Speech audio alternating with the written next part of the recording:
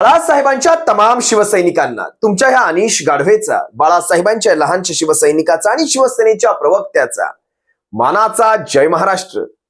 शिवसैनिकांना आज तुम्हाला थोडं कोड्यात टाकतो. एक साधा प्रश्न मला आज तुम्हाला विचारायचा आहे. शिंदे टोळीच्या 40 गद्दारांपैकी शिंदे टोळीच्या 40 टघ्यांपैकी सगळ्यात 2 अव्वल दर्जाचे, म्हणजे 40 पैकी सगळ्यात 2 अव्वल दर्जाचे टघे मी तुम्हाला निवडायला सांगितले, तर ती 2 नावं नेमकी कोणती असणार? या 40 गद्दारांपैकी 2 नावं तुम्हाला निवडायला सांगितली, अव्वल दर्जाचे गद्दार जर मी तुम्हाला निवडायला सांगितलं तर ती 2 नावं नेमकी कोणती असणार? आता या प्रश्नाचं उत्तर घेण्या अगोदर मला तुमची सर्वांची माफी मागावी लागेल. माफी यासाठी मागावी लागेल कारण शिवसैनिकांनो, तुमचा प्रश्न माझ्यासाठी असणार, या 40 पैकी 40च्या 40 एकही कमी नाही. हे 40च्या 40 गद्दार आमच्या नजरेत, शिवसैनिकांच्या नजरेत अव्वल नाही तर महाअव्वल दर्जाचे गद्दार आहेत. त्यामुळे यातली 2 नावं आम्ही कुठली निवडणार दादा? आम्ही 2 नावं कुठली निवडणार? हा तुमचा साधा प्रश्न माझ्यासाठी असणार. पण तरी देखील शिवसैनिकांनो, तुम्हाला विनंती करतो, या 40 पैकी 2 नावं जर तुम्हाला निवडायला सांगितली तर ती 2 नावं नेमकी कोणती असणार? आता तुम्हाला मी चांगलं जाणतो, तुम्हाला मी चांगलं ओळखतो शिवसैनिकांनो. तुमचं उत्तर मी थोडं सोपं करतो आणि तुमचं उत्तर मी तुम्हाला सांगतो, कारण माझं पुढचं विश्लेषण याच विषयावर आहे. ही 2 नावं, ह्या दोघांपैकी पहिलं नाव, सर्वात अव्वल दर्जाचं सर्वोच्च स्थान हे एकाच माणसाचं. ते स्थान कोणी घेऊ शकत नाही, दाढीवाल्याचं. दाढीवाल्याचं स्थान कोणीच घेऊ शकत नाही. अव्वल दर्जाचं स्थान, सर्वोच्च स्थान उभ्या महाराष्ट्रात, उभ्या आडव्या पसरलेल्या महाराष्ट्रात करोडो शिवसैनिकांच्या मनात या दाढीवाल्याचं स्थान पायताना जवळ आहे. किंबहुना पायताना जवळ पण नाही, त्याच्याही पेक्षा दूर. आता या दाढीवाल्याचं नाव शिवसैनिकांच्या मनामध्ये कधीच घर करू शकत नाही. दाढीवाल्याच काय संबंध, 40 आमदारांपैकी एकाही आमदाराला शिवसैनिकाच्या मनामध्ये इथून पुढे थारा नाही. पण या दाढीवाल्याचा सगळ्यात पहिला कार्यक्रम शिवसैनिक लावतील. सगळ्यात पहिला कार्यक्रम, सगळ्यात पहिलं जर कुणाला महाराष्ट्राच्या राजकारणातून हद्दपार करतील तर शिवसैनिक या दाढीवाल्याला करतील. कारण गद्दारांचा मोहरक्या हा शिवसैनिकांच्या निशाण्यावर कायम असणार.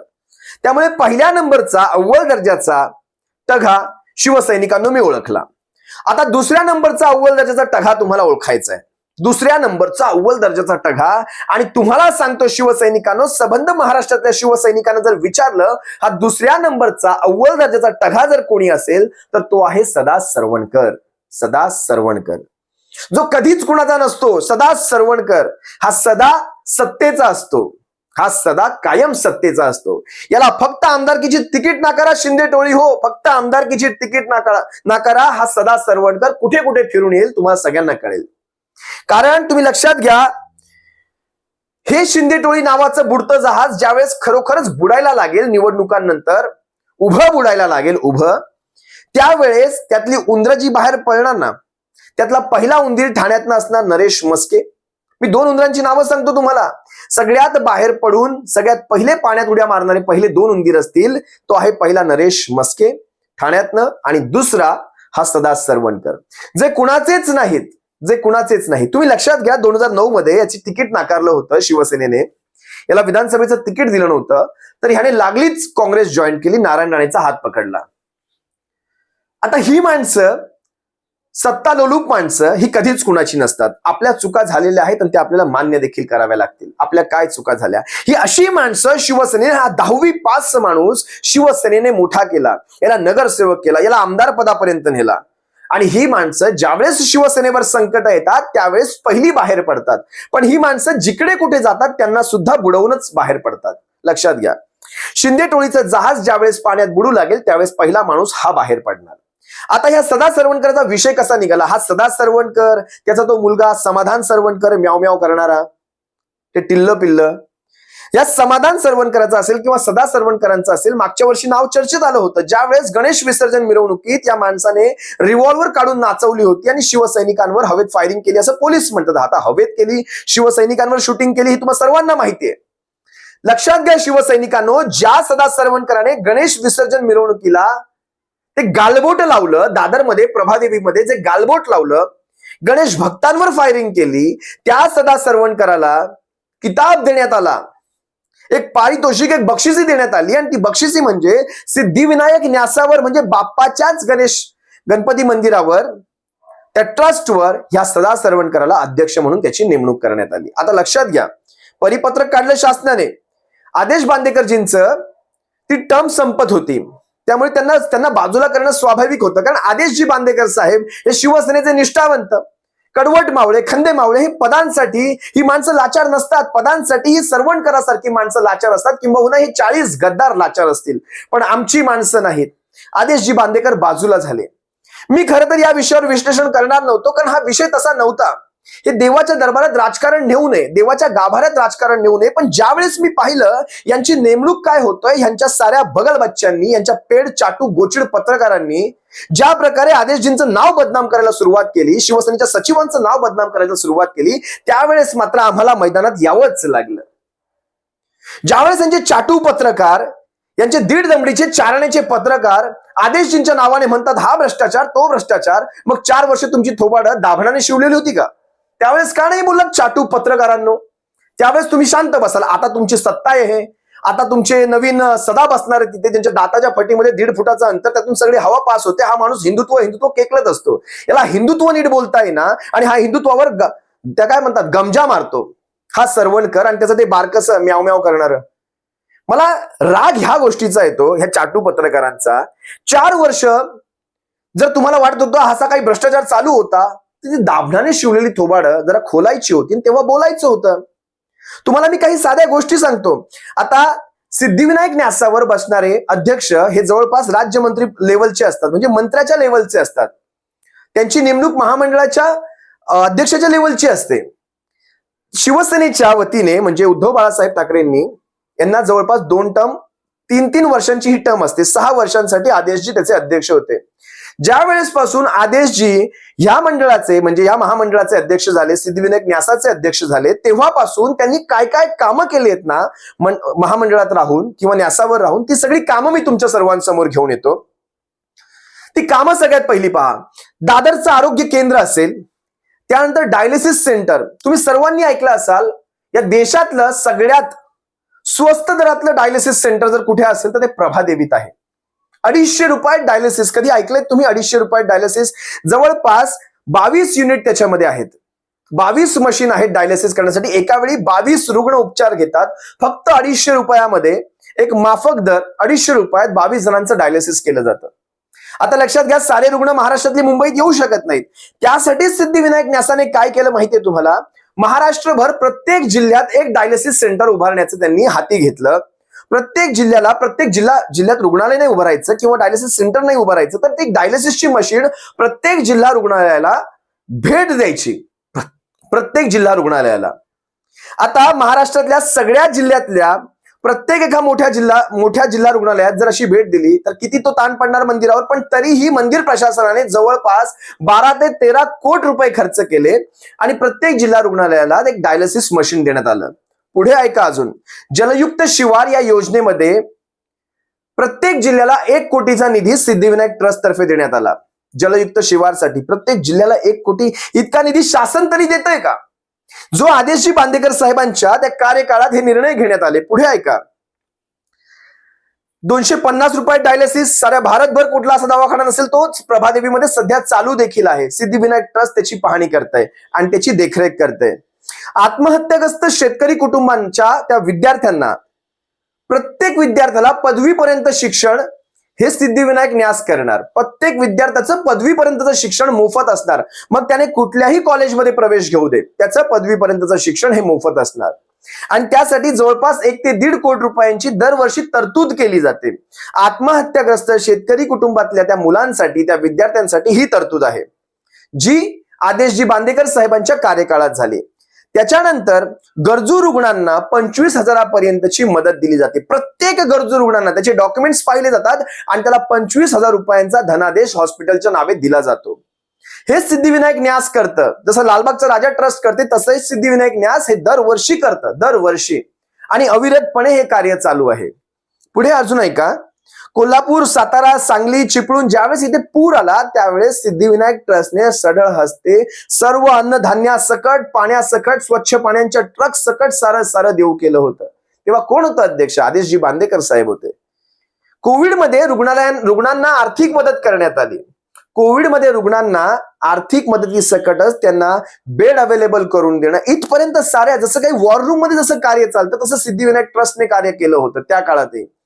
कोविडमध्ये रुग्णांना, ज्या रुग्णांच्या नातेवाईकांना जेवणाची सोय नव्हती त्यांची रस्त्यावर देखील जेवणाची सारी सोय करण्यात, ती पाकिटं असतात ना जेवणाची पाकिटं, सिद्धिविनायक ट्रस्ट साऱ्या दादरभर, साऱ्या मुंबईभर पोहोचवत होतं. रात्री त्यांच्या गाड्या फिरत होत्या.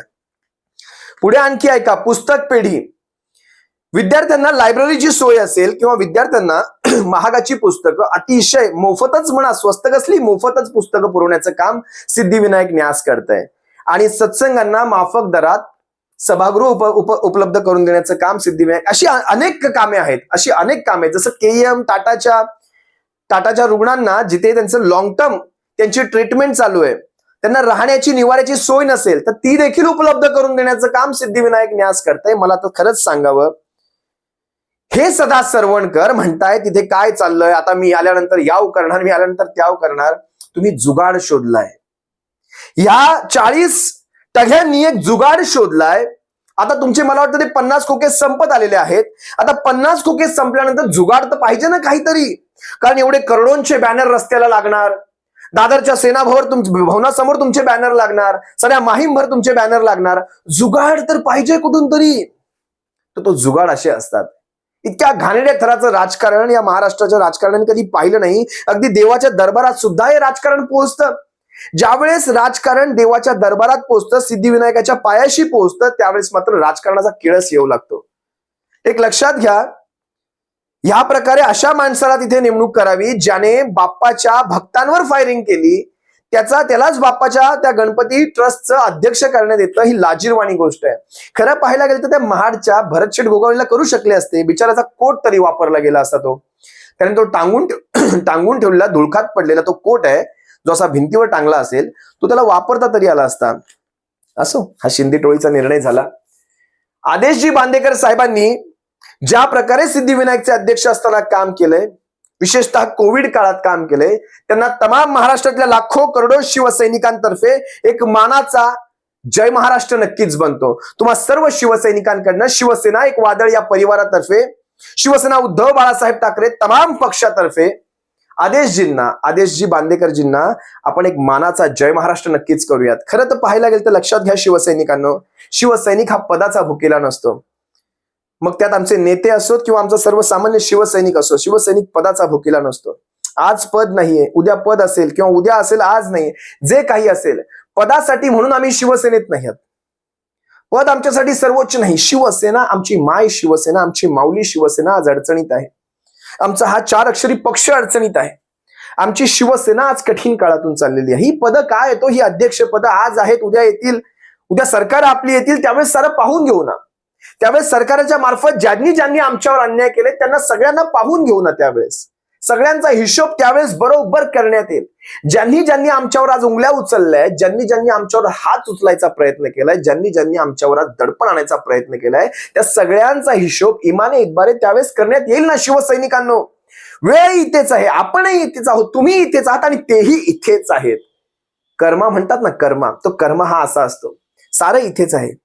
आज माझी माय माऊली शिवसेना अडचणीत आहे, तुमचा माझा पक्ष अडचणीत आहे. कठीण काळातून पक्ष चाललाय, पक्ष संघर्षातून चाललाय. या संघर्षाच्या काळामध्ये सध्या पक्षाला आपली गरज आहे.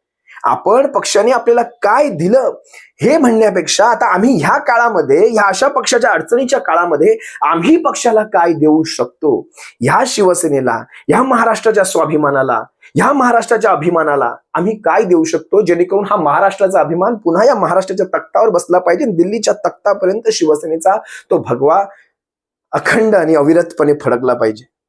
आम्ही काय देऊ शकतो? पक्ष आम्हाला काहीच नको, पक्षाकडनं आम्हाला काहीच नको, पण आम्ही पक्षाला सध्याच्या घडीला काय देऊ हे मात्र आपण पाहूयात. मला आदेशजी बांदेकर साहेबांचे पुन्हा एकदा आभार मानायचे. ज्या प्रकारे या अडचणीच्या काळामध्ये पक्षाची धुरा ते अखंड आणि अविरतपणे सांभाळतायत, एक सचिव म्हणून त्यांचं कार्य वाखाणण्याजोग आहे. आदेशजी बांदेकर साहेबांना पुन्हा एकदा मानाचा जय महाराष्ट्र. साहेब, तुम्ही जरी पदावरून उतरला असाल त्या पदाचा मान बघा. पद व्यक्तीला मोठं करत नाही, पद व्यक्तीला मोठं करत नाही, ती व्यक्ती त्या पदाला मोठं करत असते. आणि ज्या वेळेस आदेशजी तुम्ही त्या पदावर बसलात, सिद्धिविनायक न्यासाच्या ट्रस्टच्या त्या अध्यक्ष पदावर बसलात, त्यावेळेस त्या पदाला मोठापण मिळाला, ते पदाला एक मोठेपण मिळालं.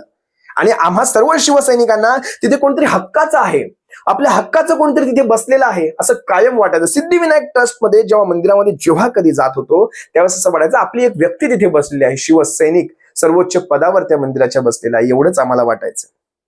आज ही पदं असतील नसतील काही फरक पडत नाही आदेशजी, पण तुमच्यासारखे कडवट निष्ठावंत शिवसेनेत आहेत आणि हीच शिवसेनेची खरी ताकद आहे.